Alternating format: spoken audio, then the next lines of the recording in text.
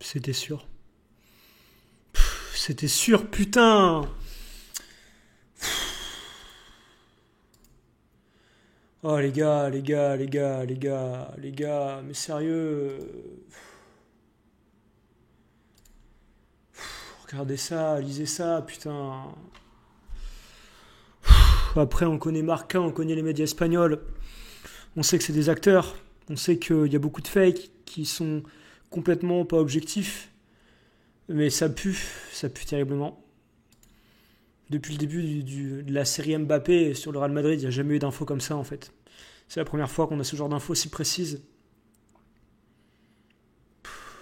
Installez-vous bien, on va analyser ça, mais je suis anéanti, les mecs. Vraiment, ça me rend fou. Quelle journée de merde. Caillou de coke, rencontre montagne de caviar. La Rousseau t'a donné son plan de carrière.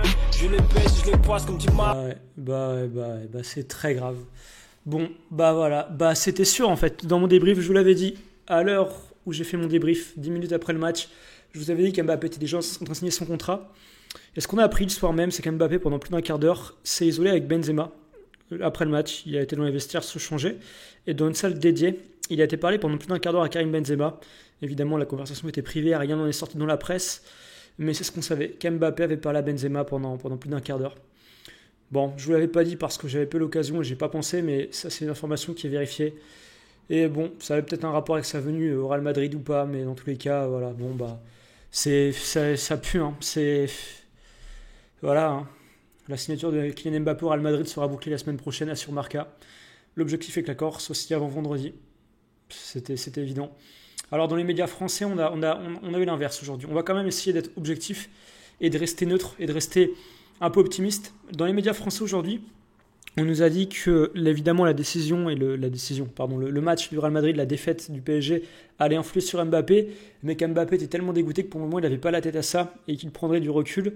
Les médias français pensent qu'Mbappé va temporiser et là on nous annonce que l'Espagne nous dit qu'Mbappé va signer au Real Madrid d'ici une semaine, que c'est fait, que c'est fini. Ouais. C'est triste, hein. C'est triste, mais à la fois on peut pas dire qu'on s'y attendait pas, on le savait tous, on s'imaginait tous qu'il signerait au Real Madrid. Mais là, j'allais partir dormir en plus, tu vois, j'allais partir dormir et je vois ça, je vais mal dormir. C'est vraiment très très triste. Dites-moi ce que vous en pensez. Est-ce que vous pensez qu'il va signer d'ici une semaine? Est-ce que vous pensez que c'est du fake et que les médias français ont plutôt raison et que les médias espagnols se trompent?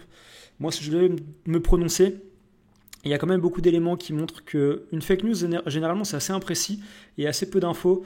Là, c'est très très précis. On nous parle d'avant vendredi, la semaine prochaine. Marcas, même si c'est un média espagnol, on sait qu'ils sont parfois bidons.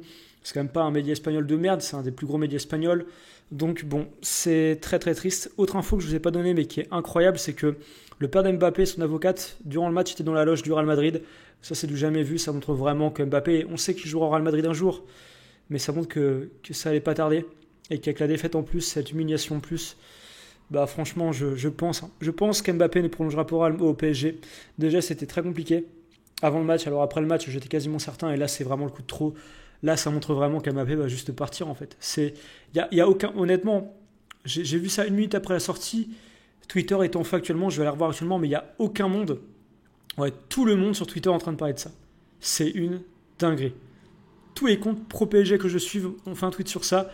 Tout le monde a bien compris que c'était fini. Bon bah les gars, autant j'étais peut-être un peu optimiste dans la vidéo, autant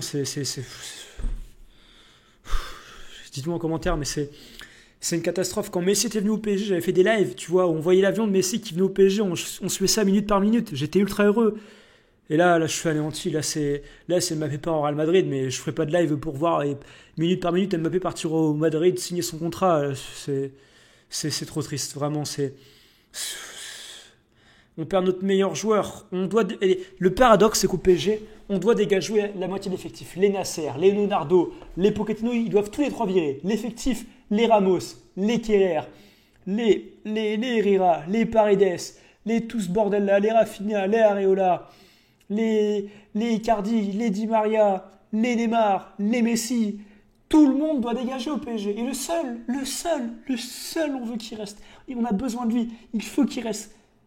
Et ben il part. Il se barre. C'est fini. Et le pire, c'est qu'on va galérer à les virer, les Paredes, les Herrera. La vérité, c'est qu'on va pas les virer. Ils ont des salaires à 8 millions d'euros. Ils sont sous contrat. ils partiront jamais. Jamais ils auront ce salaire-là ailleurs. Jamais. Ils vont rester au PSG. Paris ne va pas virer Nasser Al-Khelaifi.